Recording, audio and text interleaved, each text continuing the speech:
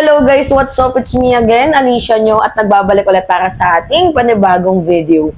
So ngayon nga po mga minamahal, kahit nga din ako, naaawa na ako dito kay Vic Rodriguez. Masyadong nabugbog kagabi doon sa senatorial debate. Doon pa lang kay Luke Espiritu, talaga nga namang sinapul eh. Kumbaga sa ano, parang binaon sa hukay. Imagine may punto si Attorney Luke.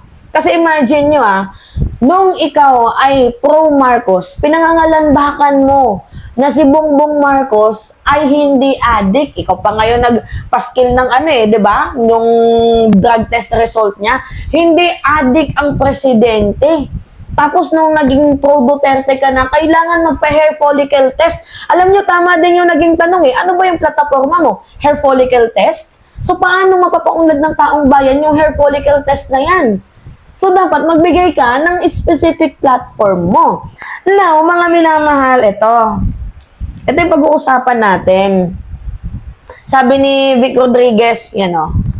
Basahin natin Sabi dito, Vic Rodriguez explains, fallout with Marcos, hindi ko masikmura ang korupsyon. Oy, dyan mga minamahal, red flag. Unang-una, coming from a person na merong issue doon sa for sale appointment. At saka imagine nyo hindi naman tanga yung Pilipino. 3 buwan ka lang na naglingkod bilang Little President, Executive Secretary ng administrasyon. 3 buwan lang yun mga minamahal, 3 buwan. Kakaupo pa lang din ni PBBM nun. So paano mo nalaman na merong korupsyon? In the first place, di ba dapat nakafocus pa lang sa transition? Di ba kayo nakita mong korupsyon ay korupsyon ng dating administrasyon? Korupsyon ni former President Duterte. Kasi imagine mga minamahal, 3 buwan kakasimula pa lang nun ng ating presidente. So may transition pa yun. May appointment, ina-appoint pa si ganito, i-out si ganito. So transition pa lang yun. So how do you know na merong korupsyon? At beside, if we will talk about corruption, mga minamahal, okay, explain natin paki-explain nga to. Vic Rodriguez. Yan paki-explain yan. Ano yung nakalagay dyan? Rodriguez shoots down rumor on 100 million bribe for government post gossip. Fantastic. So imagine nyo nasangkot itong si Vic Rodriguez sa issue na binibili sa kanya yung appointment, yung position for 100 million. Nasangkot si Vic Rodriguez sa issue na yon. So, di ba malinaw na ikaw yung corrupt, di umano? Di ba tapos pagbibintang, kaya ka nga natanggal Kasi corrupt ka. Hindi tinolerate ng presidente yung corruption na ginagawa mo, kaya ka natanggal. Tapos naaalala ninyo mga minamahal yung sugar fiasco? Yan ano yung nakalagay dyan? Vic Rodriguez attends sugar fiasco probe after Senate subpoenas him. Di ba kaya nagmahal yung asukal nun? Dahil kasalanan mo, sugar importation issue. Brown sugar. Natatandaan ninyo yan, mga minamahal. Binigyan ka ng posisyon ng ating presidente. Ano yung ginawa mo? Sinayang mo. Tapos ikaw na din yung nagsabi na mag-focus ka sa pamilya mo. Peaceful exit yung ginawa mo, di ba? Peaceful exit. Kasi meron kang health problems. So, buti nga, yun yung pinalabas ng presidente, meron kang health problems Kaysa pinalayas ka ng gobyerno na merong daladalang issue. Di ba sana, dapat mapasalamat ka sa ating Pangulo? Dahil binigyan ka niya ng peaceful exit? Ngayon, ano yung ginagawa mo? Puro ka hair follicle test, puro ka magpa-drug test si PBBM, paulit-ulit. Ano yung platform mo? Diba? Kaya, nung nasunog siya ni attorney, ni Luke Espiritu, I don't know kung attorney ba, basta ni Luke Espiritu, so satisfying, talagang napaano ako, galing ng pagkakasunog. Pero, hindi ko sinasabi na iboto niyo si Luke Espiritu. Nagustuhan ko lang yung part na sinusunog niya itong si Bato at itong si Vic Rodriguez. Which is para sa akin, medyo nakakaawa. Kasi una, nagiging muka ni Vic Rodriguez is talagang KSP lang. Diba? Bukod sa pagiging papansin, wala siyang maayos na plataforma. So, nagmumukha siyang eng-eng doon sa nangyaring debate. Diba? Nagigets ninyo, mga minamahal? So, nung nabanggit, yung patungkol doon sa kaya daw siya nag-resign, kasi hindi niya daw masikmura yung corruption, nagulat ako. Like, di ba sino yung bobong Pilipino ang mauuto mo sa kwento mong barbero? Kahit sino, kahit saan kayo magtanong, pag upo ng presidente, transition pa lang yan. Di ba 3 buwan pa lang na nakakaupo itong si Vic Rodriguez? Imagine kung maayos siya na naglilingkod, hindi yan matatanggal. At saka alam nyo, gusto niya yan bumalik sa ating presidente. Gusto niyang bumalik kay PBBM. Gumawa nga siya ng executive order, di ba? Ngayon, nabisto ni ni Manong Johnny. Ito nga yung pagkabisto ni Manong Johnny, oh. Pakita ko sa inyo kung paano siya nabisto ni Manong Johnny.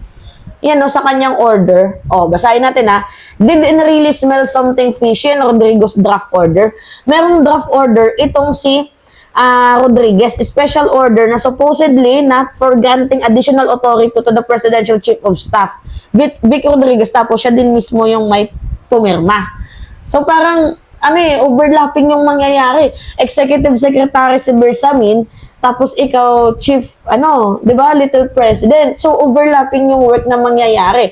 But so, for mga minamahal, buti na lang naamoy ni Manong Johnny. Hindi napayagan. Hindi ulit siya nakabalik. For sure, nung hindi siya nakabalik, I think, doon na siya nagwala. Doon na siya umingit kay PBBM nung hindi na siya pinabalik. Paano kasi? Corrupt ka eh. Sinisira mo yung imahe ng administrasyon. At saka sabi niya, ayaw niya daw sa corrupt official. Diba? Ang taas ng double standard, like hindi ko mag-gets itong si Atty. Vic. Ang lala ng kanyang pagiging double standard. Ayaw niya sa corruption. Ayaw niya kasi hindi niya nasisikmura ang corruption, pero kumakampi siya sa mga corrupt na public official. Tama ba yun? I'm just asking lang. Tama ba yun? Ayaw mo sa corrupt pero nakikianib, nakikisapi ka sa mga public official na corrupt din.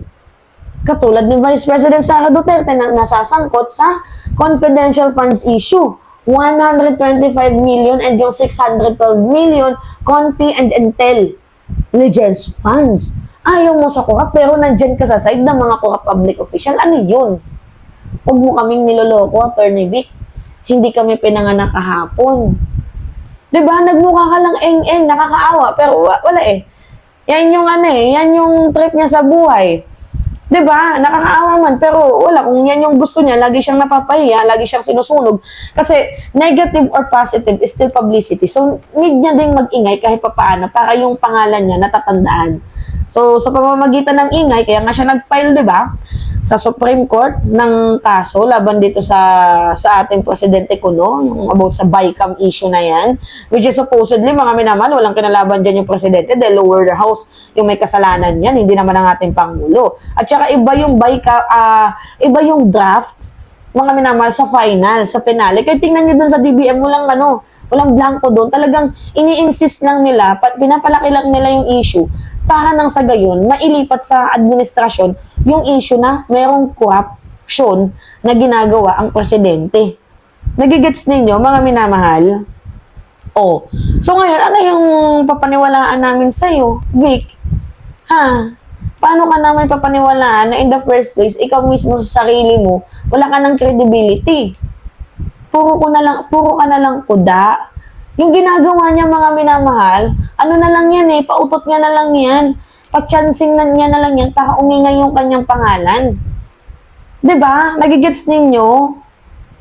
Reklamo ka na reklamo sa korupsyon, hindi mo masikmura, kaya ka umalis, pero dyan ka nakikianam sa mga corrupt na public official, ginagawa ka pang ang attack dog ni Duterte.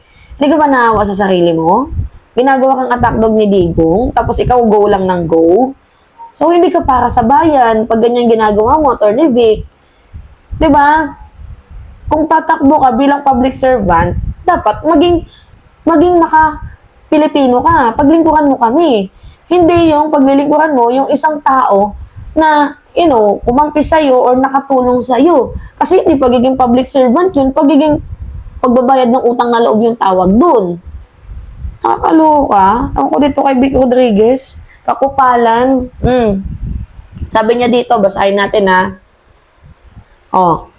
Hindi ko masikmurang korupsyon kung kaya't ako ay umalis ng Malacanang. Ako ay binigyan ng isang posisyon, ang Presidential Chief of Staff. Subalit hindi ko na gusto yung direksyon ng kanilang tinaktaha. Kaya sabi ko, ayoko na at ako'y babalik na lang sa pribado. Babalik sa pribado kasi nabisto. Yan eh. Nabisto ka sa 100 million appointment. 'Di ba? Per position at sa sugar fiasco. Tapos, ang linis ng pag-exit mo, 'di ba? Sabi mo may sakit ka. Magpo-focus ka sa pamilya mo. Eh, anong kinukuda mo ngayon? O, babalik ka sa pagiging pribado. Eh, bakit ka tatakbo? O, sino yung niloloko mo? Huwag kami nga, Vic. Huwag kami. Hindi kami pinanganak kahapon. Ano ka ba?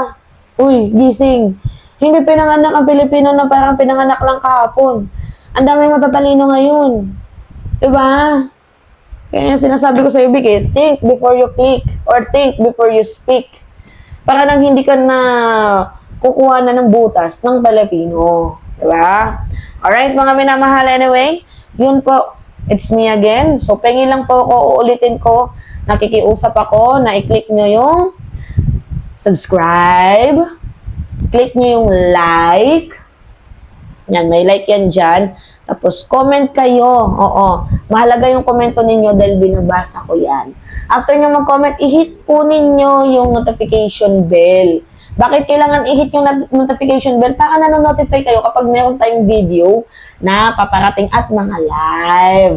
Diba? Mahalaga yan, yung live na yan, yung mga uploads natin. Para stay, tayo, na nakafocus tayo sa ating bayan, alam natin yung issue na nangyayari sa ating lipunan. 'Di ba? So, nakakarinig din kayo ng komento sa isang Gen Z. 'Di ba? At saka bibihira lang yung mga Gen Z na katulad natin na mahilig at affiliated sa politics. Alright? So, maraming salamat para lumaki po ang ating minamahal channel. So, wag niyong kalilimutan na i-click yung subscribe. Yun lamang po, it's me, Alicia nyo, at nagbabalik ulit para sa ating panibagong video. Maraming salamat, mga minamahal.